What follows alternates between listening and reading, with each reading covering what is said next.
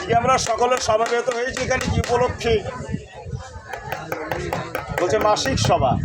কিসের? হরিসভা। তো ভালো কথা, হরিসভা, মাসিক সভা। তাহলে আজকে কিন্তু একটা ভালো দিন, গুরু পূর্ণিমা। আজকে দিনটা কি? গুরু পূর্ণিমা। তাহলে আজকে গুরু পূর্ণিমায় আমরা সকলে সমবেত হয়েছি। তাহলে আমরা এখানে যারা আছি সকলেই হরিচাঁদের ভাবাপন্ন ব্যক্তি, তাই তো আমরা বুঝি নাকি? আলোচ্য বিষয়বস্তুতে যা বুঝলাম। তবে একটা কথা ভালো লাগে যে সংক্ষিপ্ত, ঠাকুরের কথা কখনো সংক্ষিপ্ত বলা যায় না। ঠাকুরের কথা কখনো সংক্ষিপ্ত বলা যায় না, হিসাব রাখতে হবে এখানে। তবে বলা যেতে পারে কি যে এমন কোনো আচরণ করা যাবে না যাতে অনেকে ব্যথা পায়। আমাকে বেশি সময় আমি নেব না, ভয় নাই। কারণ আজকে আমরা কি জাতি? আমাদের বলাই নমজাতি। তাহলে এখানে সমস্তভাবে আমরা যারা আগত হয়েছি, এক ভদ্রলোক কথা বলছিলেন ঐতিহাসিক প্রেক্ষাপটে, খুবই ভালো।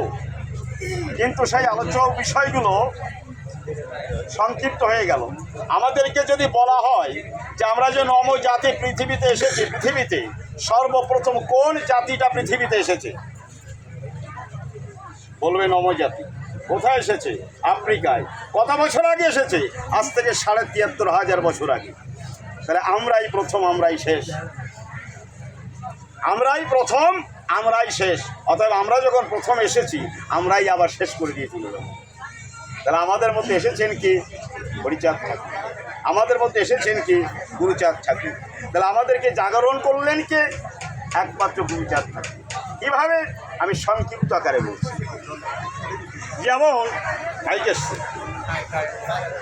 আজকে আমরা মাস্টার হয়েছি, ডিসি হয়েছি, এসপি হয়েছি। যদি প্রশ্ন করা হয় এর মূলে কে? জবাব দিতে হবে। জবাব দিতে হবে আপনাদেরকে। খালি মহোৎসবে এসে ডাল খাবেন, খিচুড়ি খাবেন এটা নয়। ডিসির চেয়ারে বসে আছেন, ডাক্তারের চেয়ারে বসে আছেন, মাস্টারের চেয়ারে বসে আছেন, প্রফেসরের চেয়ারে বসে আছেন, মূলে কে? এর মূলে হলেন গুরুচাঁদ ঠাকুর। তাহলে আপনি নমজাতি হয়ে যদি নবজাতি স্বীকৃতি পান, আর সেই গুরুচাঁদ ঠাকুরকে যদি আপনি অস্বীকার করেন, আপনি নবজাতিই নন। 1907 সাল ফরিদপুর, বাংলার গভর্নর লান্স ওয়ারফেয়ার যখন ফরিদপুরে পদার্পণ করবেন, সেই স্মিথ সাহেবকে গুরুচাঁদ ঠাকুরকে বললেন যে বাবা, আপনার জাতির কথা বলার সময় এসেছে।